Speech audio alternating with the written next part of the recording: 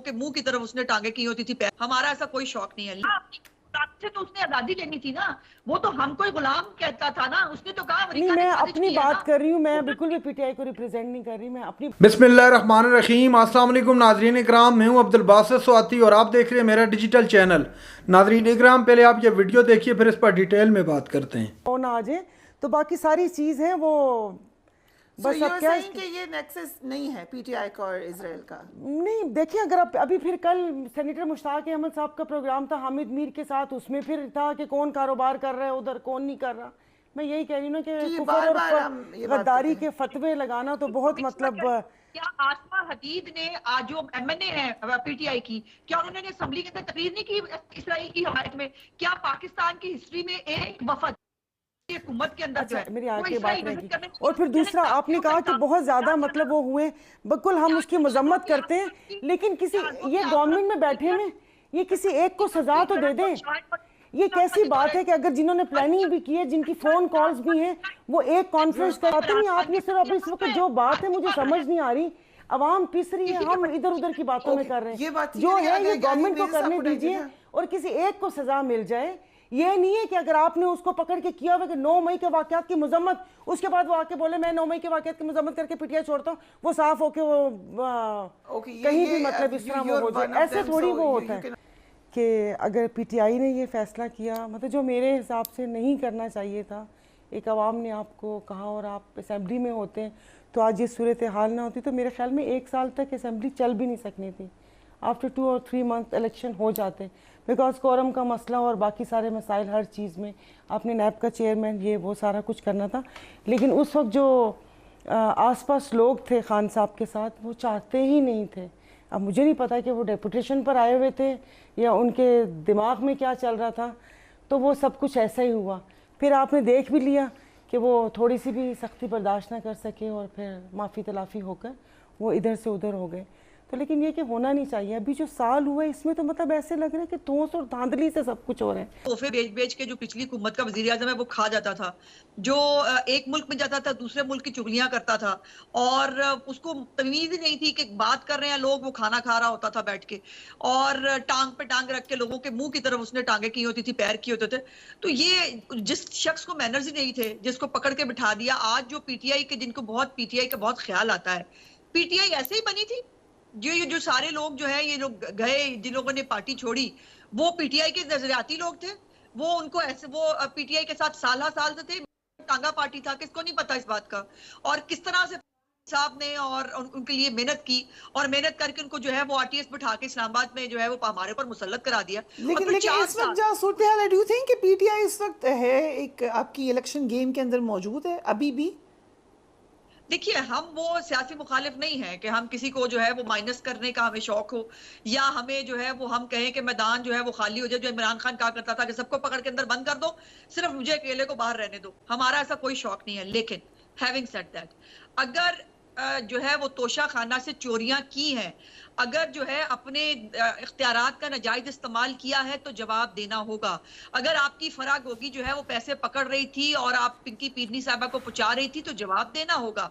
अगर आपने अलकादर ट्रस्ट की जो है वो जमीन लेकर 190 मिलियन पाउंड जो है वो अपने दोस्त की जो है वो सेटलमेंट करा दी, तो जवाब तो देना होगा। उस्मा बुखारी साहबा, विद ड्यू रिस्पेक्ट जवाब ले लेते, लेकिन पीटीआई को मना किया हुआ है प्रोग्राम में बुलाने से। आप किससे मैं जवाब लूं, ये भी बता दें।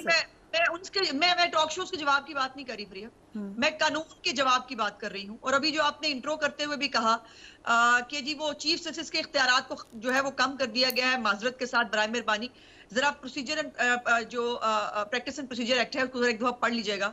उसके अंदर डेमोक्रेसी लाई गई है, जो हम नहीं कह रहे, वहां पर सुप्रीम कोर्ट के अंदर बैठे हुए जजेस कह रहे हैं। और ये जो मैं खुद वकील हूँ, ये एक बड़ी लंबी डिमांड थी हमेशा से बार की और बेंचेस की भी। अच्छा, अगर आपने चीज जैसे पाकिस्तान की जो है वो सुना हो उनके एक पिछली समात के अंदर, तो उन्होंने कहा बहुत अच्छी चीजें भी हैं, 184(3) को रेगुलेट किया, बहुत अच्छी बात है, लेकिन उन्होंने उसके ऊपर स्टे दे दिया है वो। और फिर जो है वो जो मुदाखलत हो रही है, अब ये सास के कहने पर, बहू के कहने पर, ये कहानी घर घर की तो है नहीं, ये तो सुप्रीम कोर्ट ऑफ पाकिस्तान है ना, जिसने सुप्रीम कोर्ट ऑफ पाकिस्तान की तरह चलना है। साहबानो साहबा, अब तो लग रहा है कि we are going into election. आपकी पार्टी का किसी के साथ इल्हाक होगा? नहीं जी, अभी तो ये कुछ भी कहना قبل از وقت ہے، وہ تو ظاہر پارٹی کا وہ ہے. ابھی کل بھی مجھ سے ایک سوال پوچھا تھا GDA کے حوالے سے، تو ان کو میں نے یہ کہا تھا کہ GDA جو ہے گرینڈ ڈیموکریٹک الائنس ہے، جو کہ الیکشن سے پہلے ہوا تھا. آفٹر جب یہ گورنمنٹ اسمبلیز ڈیزالو ہو جائیں گی اس کے بعد ظاہر ہے اس میں جتنی بھی پارٹیز ہیں وہ آزاد ہیں، وہ جہاں بھی چلے جائیں. باقی میرا جو پلیٹ فارم ہے وہ الحمدللہ مسلم لیگ فنکشنل تھا اور رہے گا. اب دیکھیے پیر صاحب کا مطلب جیسے وہ کہا، لیکن میرے خیال میں کہ نہیں وہ ہوگا. میرا جہاں تک سوچ ہے اور میری جو خواہش ہے کہ نہیں، بس بھلے ہمارے جتنے بھی ہوں ہم اپنی مطلب وہ سارا وہ ہوں، باقی کسی دوسرا. ابھی جب یہ سب باتیں چل رہی ہیں، یہ عظمہ صاحبہ نے بھی کہا اور اسمبلی میں بھی یہ ساری باتیں سنی ہیں، اور جو لاسٹ آپ نے چلایا اس میں نے یہی بولا تھا کہ آپ لوگوں کی جو باتیں سر آنکھوں پر ظاہر ہے کچھ حقیقت تو ظاہر ہے اس میں، مطلب اگلے 4 سال تک یہی سنتے رہیں گے.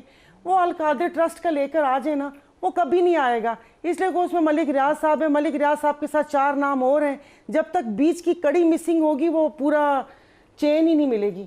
تو اس وقت ہمارا فوکس جو ہونا چاہیے، جو لوگ خودکشی کر رہے ہیں، جو آٹا کراچی میں ایک دم سے 30 روپے بڑھ گیا، روٹی 2 وقت کھانے کی نہیں ہے، ڈیزل کی قیمت میں اضافہ ہو گیا ہے، رشیا سے اس کے باوجود بھی قیمت میں اضافہ ہو گیا ہے. اور مجھے بتائیں ایک V8 والا بھی 282 کا پیٹرول ڈلوا رہا ہے اور ایک رکشے والا بھی وہی چلا رہا ہے. میرے کراچی میں ہمارا 44 روپیز کا پر یونٹ ہے. وہ ڈیفینس 1000 گز بنگلے والا بھی 44 روپے یونٹ استعمال کر رہا ہے، اور جو کہیں جا کے اورنگی ٹاؤن کے کوئی وہ ایک کھولی میں رہ رہے ہیں وہ بھی 44 روپے یونٹ دے رہے ہیں. تو اللہ کے واسطے یہ آپس کی لڑائیاں سب، میں کہتی ہوں آپ یقین نہیں کریں، کسی پارٹی کے سائڈ پہ نہیں کریں کہ جس نے ملک کا یہ حال کیا، جو اس میں خدا تعالیٰ اس دنیا میں بھی دکھا دے اور نیست و نابود ہوں وہ لوگ، لیکن اس 25 کروڑ عوام کا کیا قصور آپ مجھے بتائیں. ناظرین کرام، آپ نے ویڈیو دیکھی. سائرہ بانو صاحبہ اور عظمہ بخاری صاحبہ پروگرام میں آمنے سامنے تھی. سائرہ بانو نے ماضی کے کچھ قصے دہرائے، کچھ یادیں سامنے رکھی کہ کیسے یہاں ہم وہاں تم کا بھی نعرہ لگا. یہ دراصل میں ذوالفقار علی بھٹو پر یہ چوٹ لگائی سائرہ بانو صاحبہ نے. اس کے علاوہ ناظرین کرام، پاکستان تحریک انصاف کے متعلق بھی انہوں نے کہا کہ اسمبلیاں توڑنا اور خاص طور پر پنجاب کی اسمبلی توڑنا ان کی بہت بڑی سیاسی غلطی تھی جو ان کو نہیں کرنی چاہیے تھی. وہ گراؤنڈ کے اندر رہ کر، اور جو دوسرے انہوں نے استعفے دیے تھے وہ بھی ان کی بہت بڑی غلطی تھی. پریس کانفرنس کے متعلق کہا کہ وہ جو بھی شخص آ کے پریس کانفرنس کرتا ہے وہ بالکل پاک صاف ہو جاتا ہے، اس سے پہلے وہ بہت بڑا جرمدار ہوتا ہے. جیسے ہی آگے کوئی پریس کانفرنس کرتا ہے تو وہ صاف اور پاک ہو جاتا ہے. ایسے نہیں ہونا چاہیے. سائرہ بانو نے جب یہ ساری گفتگو کر رہی تھی تو کافی برا لگ رہا تھا. دوسری سائڈ پہ بیٹھی عظمہ بخاری صاحبہ کو برداشت نہیں ہو رہی تھی، چونکہ انہوں نے واضح کہا کہ ان لوگوں نے اپنے مفاد کے لیے پارلیمنٹ کو چنا. پارلیمنٹ میں یہ آتے ہی صرف اسی لیے تھے کہ تاکہ اپنے مسائل کو حل کر سکیں. عوام کے مسائل پر کوئی بھی بات نہیں کرتا تھا. اگر عوام کے مسائل پر بات کرتے تو آج یہ دن ہم کو نہیں دیکھنے پڑتے. ناظرین اکرام، اس کے علاوہ عثمان ڈار کے بعد اب آج ایک اور پریس کانفرنس سامنے آئی. فرق حبیب صاحب نے بھی پاکستان تحریک انصاف کو الوداع کہہ دیا ہے.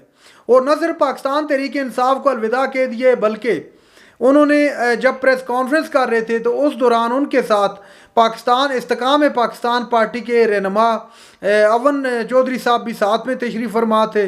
جب وہ پریس کانفرنس کر رہے تھے انہوں نے کہا کہ کیسے 9 مئی ہوا، سارا کچا چٹھا سامنے رکھا. 9 مئی کیسے ہوا، ان واقعات کی خاص طور پر مذمت تو سب کرتے ہیں. آج فرق حبیب صاحب نے بھی کہا کہ ان کی پہلے بھی مذمت کی، آج بھی مذمت کرتے ہیں. اور دوسرے نمبر پر میں اب سیاست سے علیحدگی کا اعلان کرتا ہوں. یہ واضح الفاظ میں کہا فرق حبیب صاحب نے، اور پاکستان تحریک انصاف سے علیحدگی کا اعلان کرتا ہوں. سیاست تو بہرحال میرے خیال سے جیسے انہوں نے پریس کانفرنس کی ان کے عقب میں تشریف فرما تھے اون چودھری صاحب، اس سے لگا کہ یہ اب کنٹینیو کریں گے، سیاست نہیں چھوڑیں گے، بلکہ وہ اب استحکام پاکستان پارٹی کی جانب شاید بڑھیں اور وہیں سے اپنے نئی سیاست کا آغاز کریں. یہ 2008 کے اندر ISF کا ایک اسٹوڈنٹ رہنما کے طور پر سامنے آئے تھے، تحریک انصاف کو جوائن کیا تھا، اور اس کے بعد سے لے کے آج تک تحریک انصاف کے ساتھ جڑے رہے. اور آج ان کی جو سفر تھا، جو تحریک انصاف کے ساتھ وفاداری کا سفر تھا، وہ آج اختتام پذیر ہوا. ناظرین کرام، یہ تھی آج کی ہماری ویڈیو. چینل پر جو نئے چینل کو سبسکرائب کر لیں. اگلی ویڈیو تک کے لیے اللہ حافظ.